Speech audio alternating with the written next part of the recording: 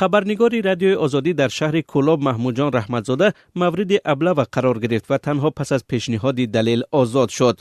حادثه روز 10 می در مرکز شهر کولاب رخ داد.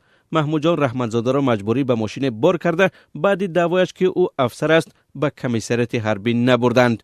این افراد خود را پترول معرفی کرده در تن لباس ملکی داشتند و شهادتنامه‌هایشان را نیز نشان ندادند.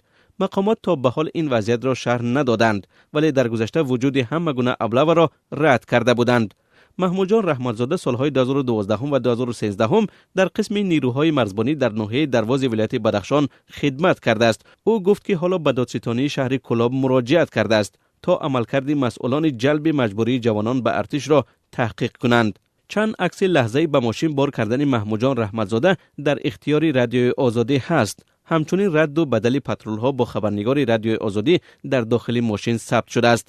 در آغاز نوار اودیویی پترول ها دغل گفته تنها در آخر با نرمش تاکید میکنند که باید بچه ها به ارتش روند. آنها میگویند اگر تو خدمت کرده ای جواب. در یک سال آخر بار دوم است که خبرنگاران رادیوی آزادی ابله را تجربه میکنند. ماه اکتبر سال گذشته کارمندان کمیسریت حربی ناحیه اسماعیلی سامانی مولا رجب یوسفی را ابله کرده تنها بعد از دیدن بلیت حربیش جواب داده بودند.